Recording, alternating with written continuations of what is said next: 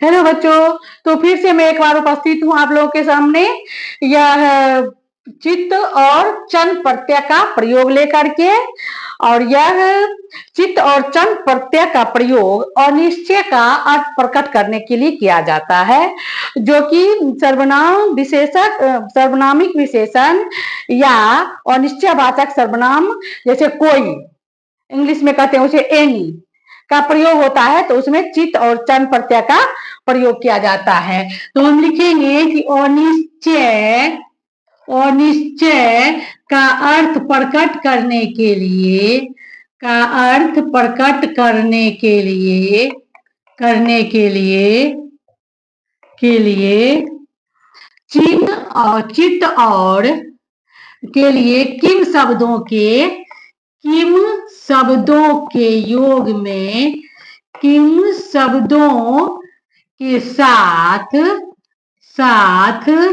चित्त और चन प्रत्यय का प्रयोग होता है। यह शब्द अनिश्चयवाचक शब्दों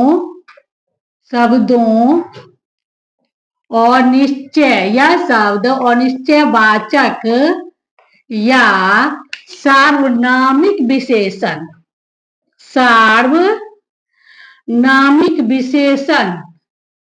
अनिश्चयवाचक सर्वनाम या सार्वनामिक सर्वनाम में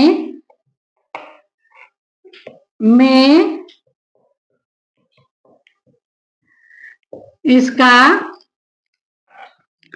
प्रयोग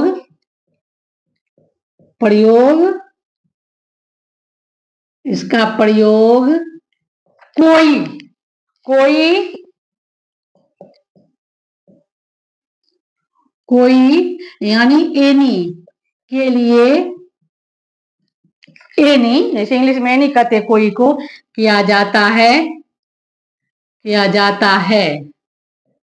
जैसे कोई लड़का आता है, कोई लड़का आता है, तो यह हो गया कश्चित बालका, क में चित लगा दिया, हो गया कश्चित बालका आगच्छति। दूसरा है कि कोई लड़की आती है, कोई लड़की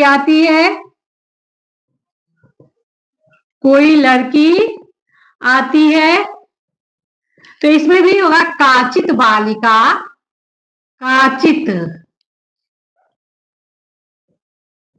काचित बालिका आगच्छति। तो इसमें का में चित लगा दिया होगा, काचित का मतलब होता है कोई। फिर इसमें देखो कि कोई मित्र आता है, कोई मित्र आता है, तो इसमें लगा दे कह में चल लगा दे, कश्चन मित्र आगच्छति, कश्चन मित्र आगच्छति। तो यहाँ कश्चन मित्र आगच्छति, तो का में लग गया चन, तो हो गया कश्चन। तो इसी तरह का में कोई का संस्कृत होता है कह, पुल्लिंग में का, स्त्रीलिंग में का, तो इसमें चित्त और चल लगा देंगे, तो इसका अनिश्चय का अर्थ प्रकट हो जाएगा। संस्कृत कोई का संस्कृत कश्चित होता है। तो हमें आशा है आप लोग समझ गए होंगे चित्त और चन का प्रयोग, और उसके बाद आगे बढ़ाएंगे। धन्यवाद।